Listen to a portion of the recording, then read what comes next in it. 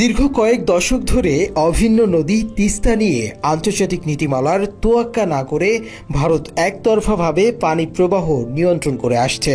ফলে প্রতি বছর শুকনো মৌসুমে বাংলাদেশে দেখা দেয় ভয়াবহ পানি কষ্ট, চাষাবাদে আসে স্থবিরতা, দুর্ভোগে পড়ে নদী তীরবর্তী মানুষ।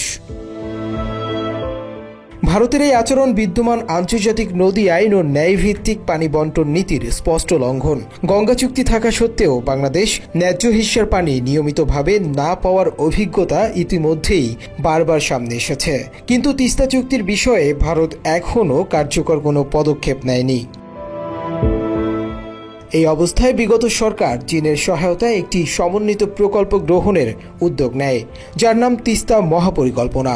প্রস্তাবিত এই প্রকল্প অনুযায়ী নদীর প্রশস্ততা কমিয়ে 1 কিলোমিটারের নিচে আনা হবে এবং গভীরতা বাড়িয়ে 10 মিটার করা হবে। এতে নদীর দুই পারে প্রায় 170 বর্গ কিলোমিটার জমি উদ্ধার করে শিল্প কারখানা স্থাপনের পরিকল্পনা রয়েছে। নদীর প্রাকৃতিক প্রবাহ সংকুচিত হওয়ায় বর্ষাকালে পানির প্রবল চাপ সৃষ্টি হয়ে বাড়ছে নদী ভাঙন ও ভয়াবহ বন্যার ঝুঁকি। আবারও আলোচনায় এসেছে তিস্তা মহাপরিকল্পনা। নদী তীরবর্তী মানুষদের ভাষ্য, বিগত 55 বছর ধরে বিভিন্ন সরকার তিস্তা উন্নয়নের প্রতিশ্রুতি দিয়ে গেছে, কিন্তু কোনো দৃশ্যমান অগ্রগতি হয়নি। ভোট এলে তিস্তা নিয়ে আলোচনার জোয়ার, ভোট গেলে থেমে যায় সব আলোচনা। আমার দাবি হলো যে আমাদের উত্তরবঙ্গের যে মানুষগুলো রয়েছে তারা অত্যন্ত গরিব প্রকৃতির মানুষ এবং এই এলাকাটায় প্রতি বছর বন্যা হওয়ার কারণে প্রত্যেক মানুষের অনেক ক্ষয়ক্ষতি হয়। যেমন তাদের ধান ক্ষেতের এবং অন্যান্য যে ক্ষেত আবাদ করে সেগুলো যেরকম ক্ষতি হয়, তার পাশাপাশি তাদের বাড়িঘর পর্যন্ত ভেঙে যায় এবং এই বাড়িঘর ভেঙে যাওয়ার কারণে তারা অনেক ক্ষতিগ্রস্ত হচ্ছেন। এবারকার এর আগের বার যে বন্যাটা হয়েছিল, অনেকেই কৃষি ক্ষেত যেমন আলু, এই আলু ধ্বংস হয়েছিল। এর ক্ষেত্রে আমি দেখছি যে 5ই আগস্টের পর ইউনূস সরকারের বা এখন যারা বর্তমান আছে সকলে অনেকজন আসে, বিভিন্ন কথা বলে, এই জনগণকে দেয়, সান্ত্বনা দেয়, কিন্তু বাস্তবায়ন তো আমি দেখিনি। মাত্র 30% টাকায় জমির মালিক হয়ে নতুন বাংলাদেশের গড়ে তোলার স্বপ্ন দেখা বাংলা বসতি। লালমনিরহাট, নীলফামারী ও রংপুর অঞ্চলের মানুষদের মধ্যে এখন তীব্র উদ্বেগ বিরাজ করছে। বিশেষ করে ভারতের গজলডোবা ব্যারেজ থেকে হঠাৎ অতিরিক্ত পানি ছেড়ে দিলে নদী তীরবর্তী জনপদে সৃষ্টি হয় বন্যা ও নদী ভাঙনের। আমরা তো তিস্তাপাড়ার বাসিন্দা হিসেবে সবসময়ই আমরা হচ্ছি শিকার, বৈষম্যের শিকার। আমরা জন্ম থেকেই শুনতেছি এই তিস্তার মহাপরিকল্পনার কাজ হবে, তিস্তার পানি চুক্তি হবে, হ্যাঁ, তারপরে হচ্ছে এখানে বিভিন্ন ধরনের উন্নয়নের আশা। সকল নেতাকর্মী, বিভিন্ন দল যে এখানে আসছিল আমাদের বাংলাদেশের ক্ষমতায়, সকলে এসে আমাদেরকে আশ্বস্ত করে। আসলে কিন্তু কাজের কাজ কোনো দলেই আমাদের এই উত্তরবঙ্গের জনপদের জন্য, আমাদের এই তিস্তাপাড়ের জনপদের জন্য কেউ কিন্তু করে না। তো ওই যে একটা কথা শুনছি যে patient had died before the doctor came. আসলে রোগী মরার পর যদি ডাক্তার আসে, আসলে সে রোগীর করার কিছু থাকে না।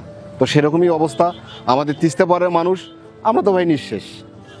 আমাদের বিটে মাটি, আমাদের চাষাবাদী জমি, এমনকি আমাদের মাথা গজার যে ঠাঁইটা, সেটাও আমাদের আজকে শেষ হয়ে গেছে। তো আমাদের সব কিছু শেষ হওয়ার পরেও যারা এই নীতি নির্ধারক পর্যায়ে আছে, যারা এই দেশের উন্নয়নের চিন্তাভাবনা করে, তারা যদি আমাদেরকে বৈষম্যের শিকার, আজকে এই জুলাই গণ অভ্যুত্থানের পরেও যদি তারা আমাদেরকে বৈষম্যর চোখে দেখে এবং আমাদেরকে বৈষম্যের শিকার করে, তাহলে এখানে আমাদের করার কিছুই নেই। তিস্তাপাড়ের মানুষদের দাবি, অন্তর্বর্তীকালীন সরকার যেন অতি দ্রুত তিস্তা মহাপরিকল্পনার বাস্তবায়নে দৃশ্যমান পদক্ষেপ গ্রহণ করে। তারা অভিযোগ করেন, বিগত সরকারগুলো প্রকল্প বাস্তবায়নের নামে শুধুই রাজনৈতিক ফায়দা লুটেছে। মহাপরিকল্পনা বাস্তবায়ন না হওয়ার কারণে বন্যার আবাস তারা পাচ্ছে, তবুও তারা ধান গাড়বে। এখন বাকিটা যাই হোক আল্লাহ তাআলার হাতে ওরা ছেড়ে দেবে। আর আমরা তিস্তা মহাপরিকল্পনাটা বাস্তবায়ন চাই, এটা আমার দর্শনার্থী হিসাবে চাওয়া।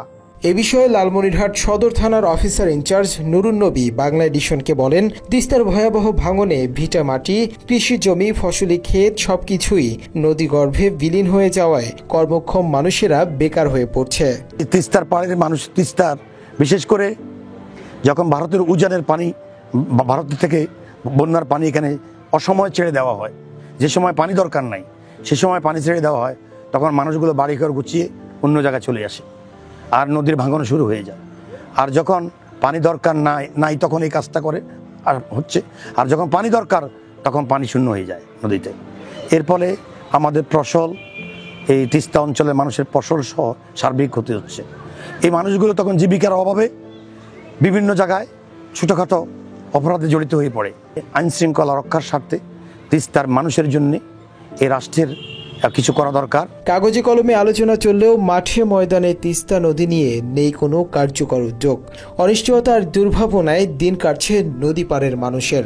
মুনতাসির তাশরিফ, বাংলা এডিশন।